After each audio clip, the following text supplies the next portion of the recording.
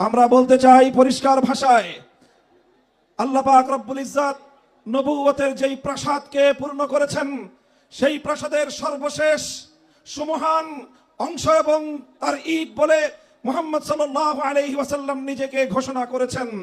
আল্লাহর নবীর পরে ইসলামের নবুয়তের এই সুমহান প্রাসাদে অন্য কেউ যদি নবুয়তের পরিচয় দিতে চায়, সে নবুয়তের এই সুমহান রাজপ্রাসাদে আবর্জনা, ময়লা বলে বিবেচিত হবে। ইতিহাসের ঘৃণিত ময়লা আবর্জনা কুখ্যাত গোলাম আহমদ কাদিয়ানী এবং তার অনুসারীদেরকে বাংলার রাষ্ট্রে কাফের ঘোষণা দেখতে চাই।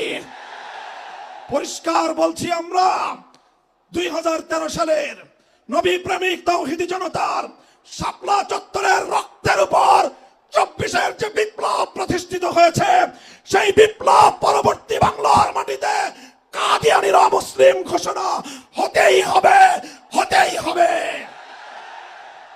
সরকারগুলোকে বলতে চাই, আমাদের পূর্বপুরুষ খতিব ওবায়দুল হক, শাইখুল হাদিস আল্লামা আজিজুল হক, সৈয়দ ফজলুল করিম পীর সাহেব চরমনাই, মুফতি ফজলুল হক আমিনী থেকে আল্লামা আহমদ শফি রহমতুল্লাহ আলাই, জুনায়েদ বাবু নগরী, সকলেই কাদিয়ানীদের খতমে নবুয়ত, এই কাদিয়ানীদের অমুসলিম রাষ্ট্রীয় ঘোষণা শুনে যেতে চেয়েছেন, দেখে যেতে চেয়েছেন।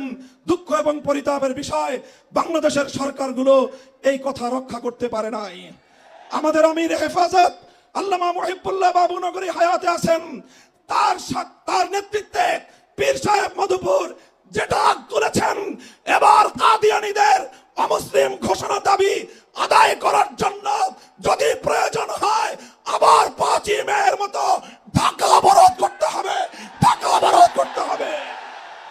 শুধু ঢাকা নয়, প্রয়োজনে জাতীয় সংসদের দিকে লং মার্চ করতে হবে, বাংলাদেশ অবরুদ্ধ করতে হবে, সকল রাজনীতি বন্ধ করে দিতে হবে, পার্লামেন্ট অচল করে দিতে হবে, সচিবালয় বন্ধ হয়ে যাবে, বাংলাদেশ থমকে দাঁড়াবে।